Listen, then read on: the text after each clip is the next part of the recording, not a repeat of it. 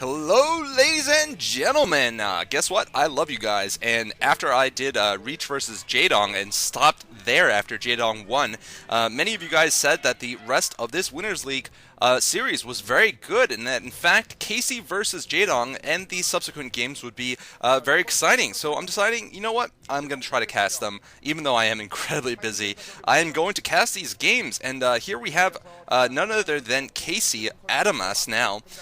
He is a Terran player who won an OSL back in '06, also called the Neo Boxer, evidently.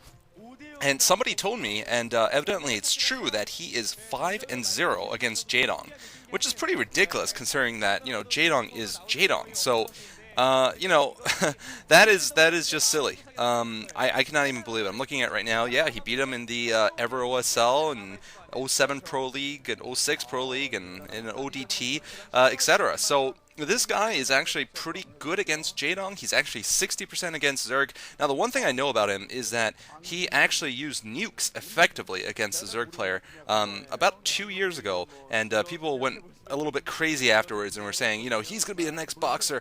But, he was pretty good, but then he sort of has disappeared from the scene. And by the way, evidently I am horrible at face recognition because I mistook yellow for Casey and anytime for I didn't recognize anytime, and I messed up when Casey came on screen. So basically I got everything as wrong as I could have gotten when I was talking about the Air Force Ace players. I think it's mainly because their haircut. This is one that I will recognize, okay? There's Reach. That's the only one I care about. I recognize Boxer and Reach. But evidently I missed NC Yellow. So, there's actually a part of your brain called the fusiform gyrus. And believe it or not, it's a small part of your temporal lobe that, if it's damaged, makes you not be able to recognize faces very well, familiar faces, or sometimes it'll make you overthink things. Like you'll think that a face is familiar when it isn't. And I think that part of my brain, one of the few parts of my brain that's very deficient. I think that part is definitely deficient. So, that don't blame me when I misidentify everybody and start seeing Steve Buscemi everywhere like I do. Anyway, we're seeing from Casey here a 10-12 racks. Fast 2 racks on Tau Cross. And it's against Jaedong, who looks like he's gone for a 12 hatch. So Casey, being a relatively old school player, is going to be going for a fast build here on Tau Cross, and it's not a very bad build here. The natural expansion's door is quite wide and quite open, so Jaedong's going to need a sunken colony or two to be able to defend against the fast Marines and medics that will be coming out pretty soon. Here's Casey with his first Marine moving out already. Jaedong is just such an excellent player nowadays that really I feel like these players are playing right by going for more rush style builds. And here we are seeing Casey going for that old school 2-racks build. He's not going to mess around with any kind of factory build or a 1-racks into expansion. He's going to go straight for 2-racks, and here we're seeing Jaedong looks like he's going to go for a 3-hatch build. That's a smart counter, actually, against this 2-racks, and interesting enough, okay, so I was wrong. We're seeing a 2-racks into expansion here. So, I guess he just wanted the 2-racks in case Jaedong was going to go for more lings. It's also going to help him be able to do a timing attack with just Marines. If Jaedong doesn't build enough Zerglings or a sunken colony, he might be able to do a good Marine-only timing attack. And yes, we are seeing that there's no gas, so it's going to be Marine-only, maybe a couple SCVs going along also. We'll see if Jaedong scouts this. Jaedong is going to expect that an early attack, though, given the fact that he scouted a 2-rack. So, I don't think this is going to be that successful against Jaedong. Jaedong is probably going to err on the side of caution and build more lings, as he's doing right now. He's got 10 lings out already. Here we got 6 Marines, and these 10 lings might actually do a good amount of damage against Casey. Might ruin his perfect record so far against the legend killer, the force of nature that is Jaedong. And here we're seeing some SCVs blocking here. Zergling's going to go in and see the natural expansion going up. I don't think they're going to be able to do too much, though. No! They run past the SCVs and get a perfect surround on the Marines. Wow, they're taking out a lot of Marines here. And Casey forced to micro his Marines, not able to stop all of them from getting killed. Only 1 remaining, so that is going to greatly diminish any chance Casey has of doing a timing attack with just his Marines, at least. So that initial plan, if that was his plan, has been completely foiled. There is Casey, by the way. And there is Jaedong.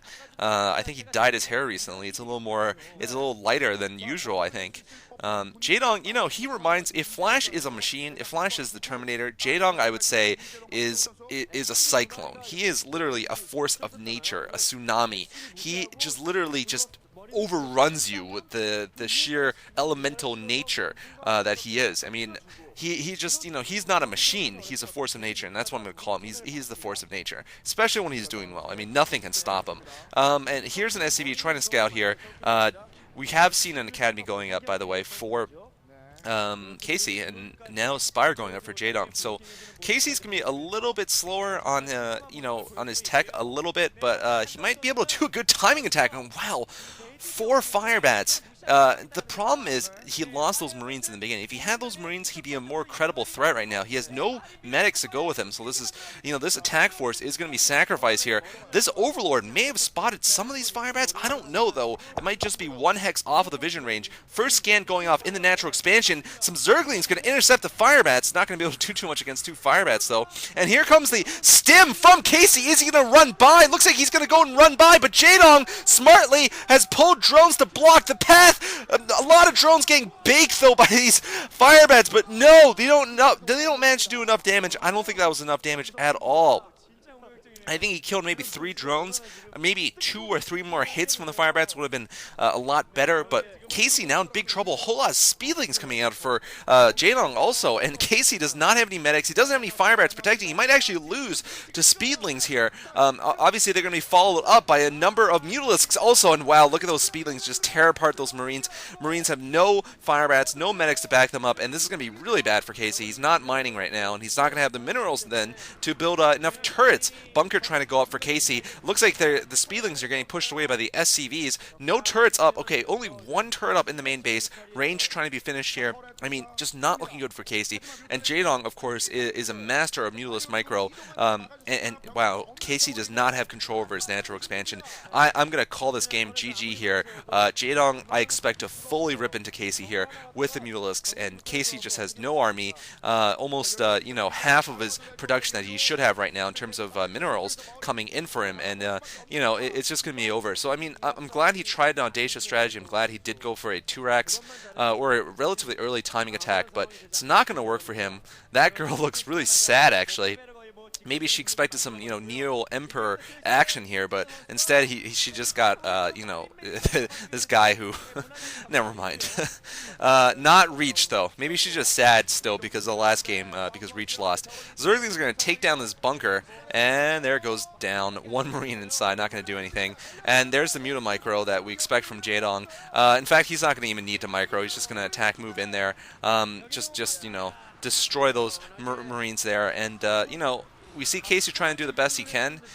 He's getting more Marines out there, but there's no medics now. I mean, there's no Marines now for the medics to heal, and the medics are going to go down, and that's it. He's only going to have what's being produced from his barracks, and that's not going to be enough. So, I mean, Jaedong just taking this one relatively effortless. Now, I do admit, though, that I think, know the results of this game, because a lot of people had PN'd me saying that I should do the next game, which is Jaedong versus Sunny, and that was supposed to be very epic. So, obviously I knew the results because, the way that Winners League goes, unfortunately. If you talk about a game, it does spoil who won the previous games, unless it's the first game.